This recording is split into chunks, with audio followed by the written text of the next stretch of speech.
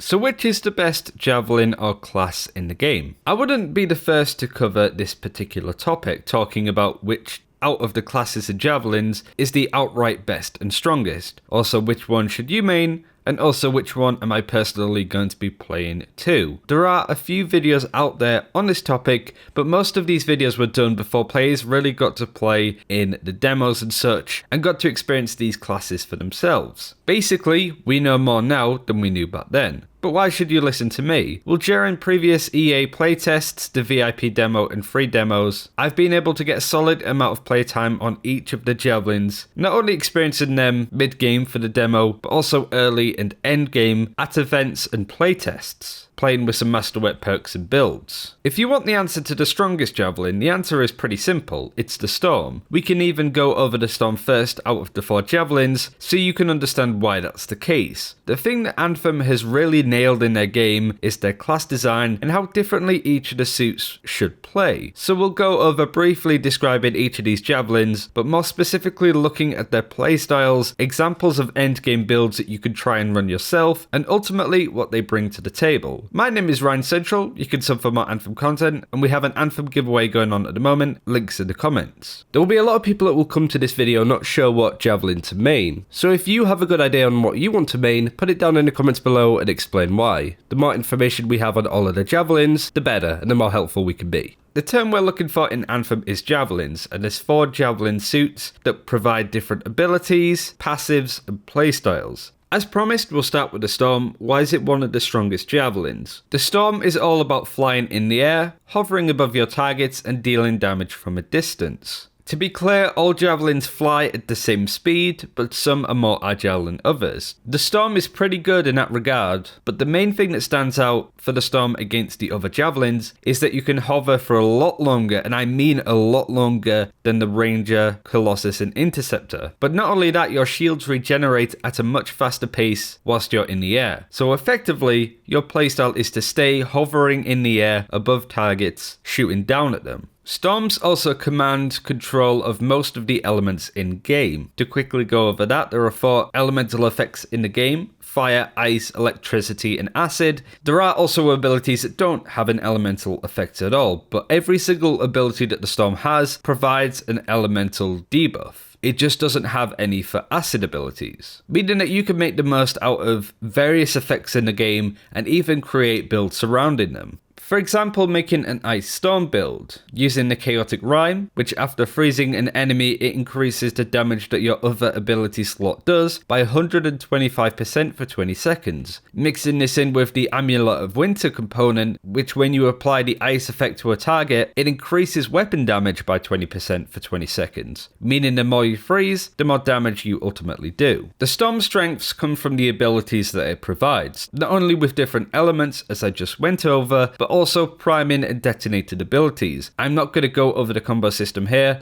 but as you're seeing in this diagram made by FIredragon, the Storm on average has more priming and detonating abilities than any other Javelin. Not to mention we have the support seal abilities, Wind Wall, which gives you a little bit of a shield, and Quickening Field, which decreases your cooldown, just means that the Storm is ripe for the utility that it can provide to a team. Nobody is ever going to complain that you bring 1 Storm or even 2 Storms along in a party, with the fact that they can combo with one another and do a huge amount of damage. Each of the different Javelins also have different passives when you detonate a combo. For example, with a Storm, when you detonate a combo, the effect of the primed target spreads to other enemies around. For example, you detonate a frozen target, that frost effect will spread onto nearby enemies, freezing them too. The only weakness for the Storm is because you are almost required to hover in the air to do damage, you are very much an open target in the skies, which means that when the enemies are focusing you, you are going to take a lot of damage. And the Storm is one of, if not the most weak Javelin when it comes to the amount of damage that they can stand. The Storm plays and flows perfectly, but it does also provide a good amount of utility to your team. It's definitely a class for when you get the right abilities and the right style of play that you want, you will have an amazing time. But you can definitely make the most out of very unique abilities that all synergize and work well with one another, which means that you can make some pretty seriously strong and unique builds with the Storm, especially looking at different Masterwork perks as we've highlighted. Because of that, you can have 4 different Storms in your group, and each of them will play very differently. Just make sure that you find the weapons and abilities that you like, get used to managing your hover overheating mechanic, and also positioning to make sure that you can do the most as you possibly can with this class. So what kind of players should be playing the Storm? Those that want to play mages, that are used to playing ranged DPS in other typical RPG games, that like playing with the elements, that like stringing different synergies and abilities together, and also want to make fire builds, ice builds, electric builds, or try and mash them all together into some weird amalgamation with Masterwork perks. But if you enjoy the aspects of elements within Anthem, then this is definitely the Javelin for you. If you're the kind of player that doesn't want to play what everybody else is playing,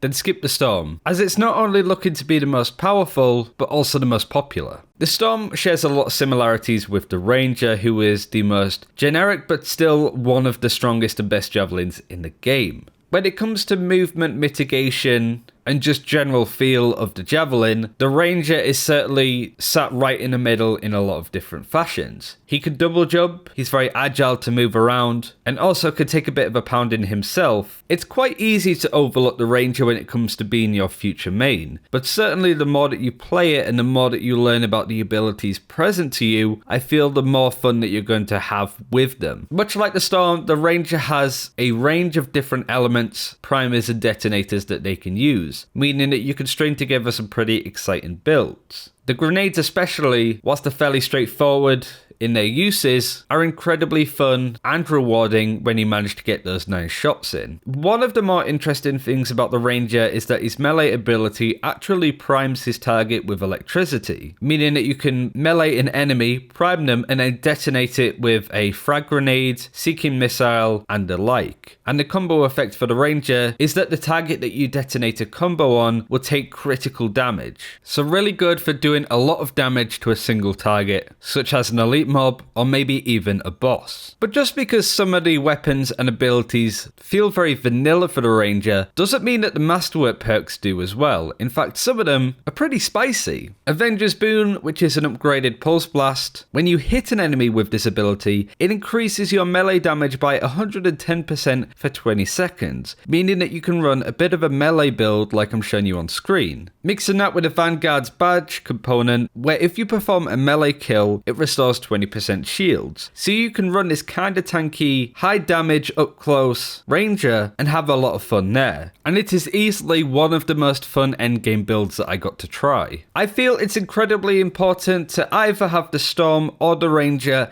at least as your backup Javelin and class. Between the two of them, they provide so much utility in terms of shields, damage increasing, support slots, such as the quickening field for the Storm as we highlighted, but also the muster point for the Ranger, which increases damage done for yourself and allies if you're in its zone. The Ranger may not look like much, but if you ever get the chance to try it out for 5 to 10 minutes, I would recommend doing so. I started out in my Anthem career having zero interest in maining the Ranger. Now it's very close to overtaking my number 1 slot. Much like the Storm, having a good Ranger on your team will never be a disappointment. So what kind of player would suit the Ranger? Well, like I said before with the Storm, if you don't really have an interest in the mage, elemental aspect of the Storm and would prefer something a little bit more Iron Man, then the Ranger is a good shout for you. Simply put, it has so many different abilities and so many unique Masterwork perks that the Ranger is a solid foundation. It might not be the most exciting to level up, but once you get to the max level and start unlocking some really interesting components and various abilities, you will get one of the most unique playing experiences and most powerful rotations, to be honest, available in Anthem. However, if you want more of a traditional RPG archetype, such as the mage, the rogue, or the tank, you can still kinda get that with the Ranger, but you're better off going with the other Javelins in that case. The Interceptor was the first ever Javelin that I got to play, and it's a Javelin that I keep coming back to. If you like Warframe, you will like the Interceptor. Very fast paced, loves to fight melee distance, and has some of the most unique abilities in the game. The ultimate 1v1 Javelin. A lot of the Interceptor's playstyle is based on movement and using melee abilities. The more that you move as the Interceptor, the quicker your shields regenerate once you've taken damage.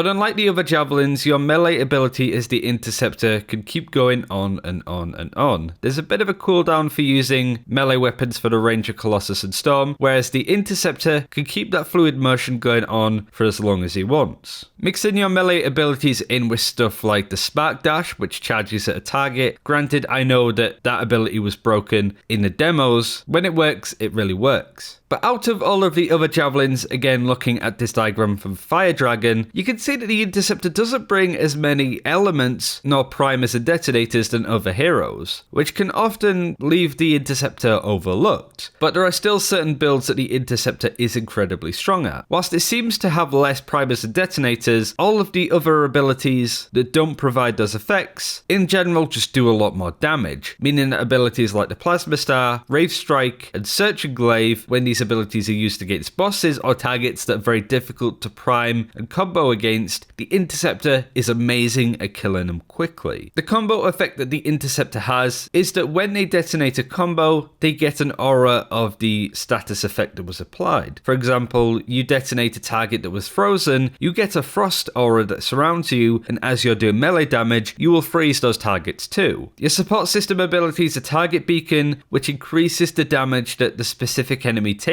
If you kill them, that effect passes on to a nearby enemy, and Rally Cry, which removes all status effects. If you're frozen on fire, it removes that, but it doesn't reset your cooldown meter as you're hovering, so do bear that in mind. In short, the Interceptor is good for doing various bits and pieces. He's not going to be the first name on your list, but he should never be the last. His priming and detonated abilities are incredibly strong. Cryoglaive for one, freezing targets from a distance, and then following them up with a detonator, either your melee ability or let's say Tempest Strike, means that you can get some builds that string together quite nicely. And a lot of the component and masterwork elements are based around just increasing damage output. Let's look at the Talisman of Power, which is a component. When your E ability hits, it increases the damage done by your Q ability by 50% for 5 seconds. Mixing that with this upgraded Tempest Strike, Sudden Death, where hitting an enemy detonates a fire explosion. If you want to run around close quarters with a shotgun too, then the Interceptor is amazing at that as well. It's definitely a flare kind of Javelin. And like I said, if you enjoy playing games like Warframe or running faster classes like the Scout in TF2 or Tracer in Overwatch, then this triple dashing, triple jumping, absolute bullet of a boy will be a superb choice for you. On the face of it, it really does look like the Interceptor just cannot bring as much to the table as the other Javelins, and to an extent that's true, but don't let that take you away from the massive amount of damage that an Interceptor can do, the way that he can follow up on prime targets with some amazing detonated abilities, Spark Dash as I mentioned, but also how he can quickly close a distance on enemies like snipers that are causing a lot of problems for you. Don't make the same mistake as I did by overlooking the Interceptor.